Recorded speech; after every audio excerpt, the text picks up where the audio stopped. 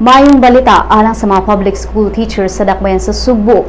Karong Domingo, i-release ang 10,000 pesos nga bonus gikan sa Cebu City Hall. I-release sa City Hall ang 50 milyones ka pesos alang sa 5,000 ka mga magtutudlo sa syudad isip financial assistance. Karong Biyernes, i-release usab sa City Hall ang 30,000 nga cash incentive sa tanang empleyado sa City Hall. Si Mayor Michael Rama nga gikatakdang muabot karong adlaw gikan sa Paris, France, mutambong sa distribusyon sa incentives.